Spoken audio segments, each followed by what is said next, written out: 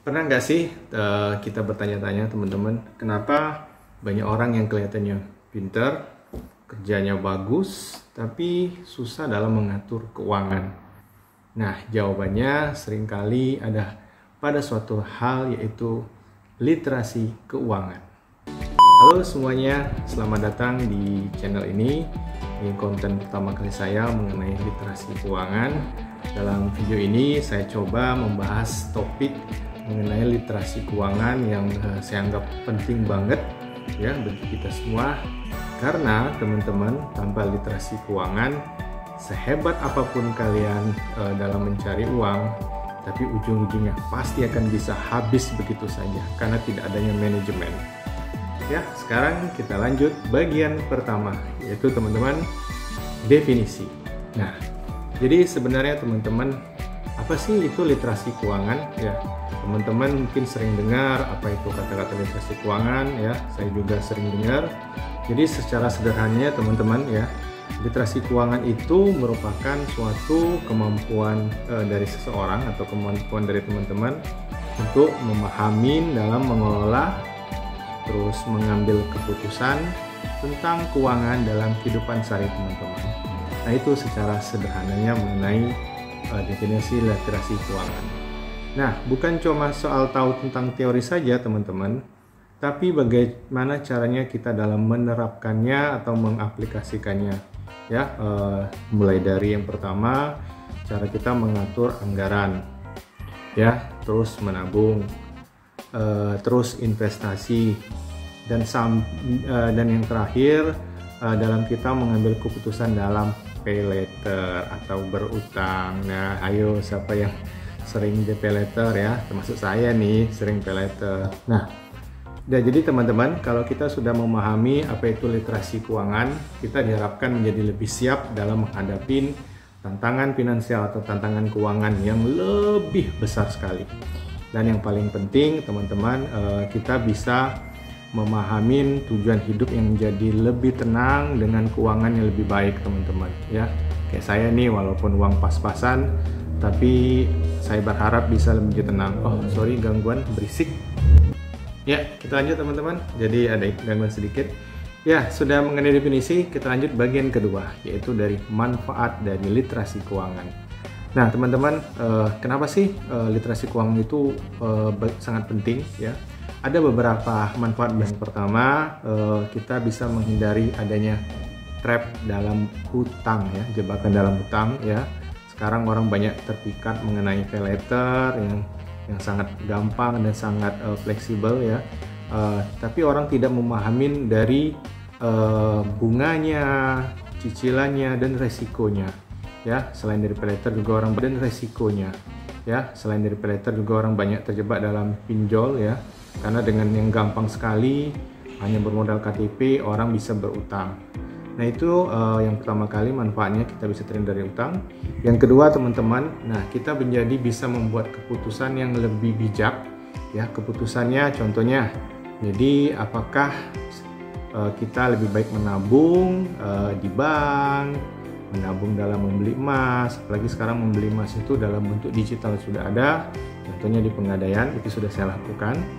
Dan juga bisa dalam berinvestasi. Nah itu juga sudah saya lakukan teman-teman, investasi mulai dari saham, reksadana ya, dan lain-lainnya. Dan juga bisa juga investasi dalam kripto teman-teman. Nah itu manfaat yang kedua, membuat keputusan yang lebih bijak.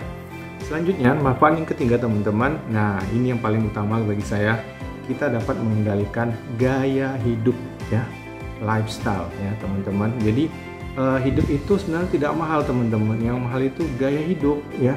Kenapa saya bilang gaya hidup lebih mahal? Karena kita itu selalu mengikuti tren ya. Kita membeli barang yang tidak sesuai dengan kebutuhan ya, hanya sesuai dengan keinginan. Nah, saya sendiri sudah mengalami teman-teman. Contoh, saya ingin beli jam, wah lihat jam ini yang bentuknya seperti ini. Tapi sementara saya butuhnya satu. Nah, tapi karena keinginan saya sudah terjebak. Nah, itulah fungsinya dari kita dalam mengendalikan gaya hidup. Nah, ya teman-teman, jadi itu ada 3 poin. Nah, jadi diharapkan kita memiliki literasi keuangan yang lebih baik ya. hidup kita menjadi lebih tenang, kita tidak mudah stres ya, stres bayar hutang ya. Terus juga kita bisa merencanakan keuangan yang menjadi lebih jelas karena kita sudah berinvestasi. Oke, kita lanjut poin yang ketiga mengenai fakta dan data ya. Jadi biar makin jelas teman-teman, ini saya kasih data nih sedikit ya. Menurut survei dari OJK ya, OJK atau Otoritas Jasa Keuangan itu pada tahun 2022. Jadi pemahaman masyarakat Indonesia tentang literasi keuangan itu masih termasuk rendah teman-teman, yaitu 49,68% ya.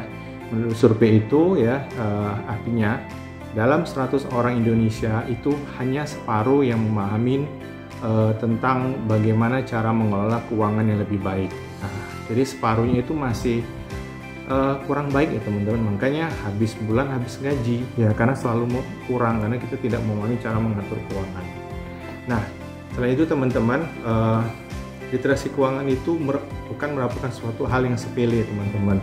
Jadi literasi keuangan itu jadikan suatu kebutuhan ya, karena intinya kebutuhan itu tadi sesuai dengan yang kata pertama saya tadi, kita menjadi mengatur keuangan menjadi hidup yang lebih tenang. Karena tadi saya bilang banyak orang yang kerjanya keras tapi uangnya habis gitu aja karena dia tidak memahami tentang mengatur keuangan. Nah, jadi itulah salah satu kunci literasi keuangan. Lanjut bagian keempat. Nah, contoh nyata ya, contoh nyata dalam literasi keuangan. Ini saya ada cerita sedikit ya, biar lebih gampang dipahamin oleh teman-teman. Ada contoh dua orang mahasiswa ya. Kenapa saya kasih contoh mahasiswa? Karena mahasiswa kan sudah dianggap lebih mandiri dibanding siswa. Contoh yang pertama, contohnya itu mahasiswa yang A. Mahasiswa ini setiap bulan selalu mencatat pengeluarannya ya. Terus dia menyisihkan uang sakunya ya, untuk ditabung, dan juga dia sudah mulai belajar untuk investasi kecil-kecilan. Apalagi zaman sekarang kan banyak aplikasi tentang investasi retail ya, contohnya Ajaib dan lain-lain ya, saya juga lupa, saya ingin Ajaib.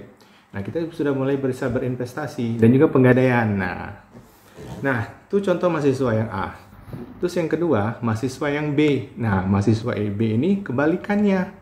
Ya, setiap dapat uang kiriman nih ya, uang saku, dia tuh habis ke coffee shop, nongkrong ya, top up game. Nah, terus beli barang-barang yang tidak perlu hanya untuk mengejar gengsi. Nah, bahkan yang lebih parah, dia sering ngutang kepada teman-temannya. Nah, jadi dari contoh itu ya, padahal uang saku mereka itu sama ya, tapi hasil akhirnya sangat berbeda.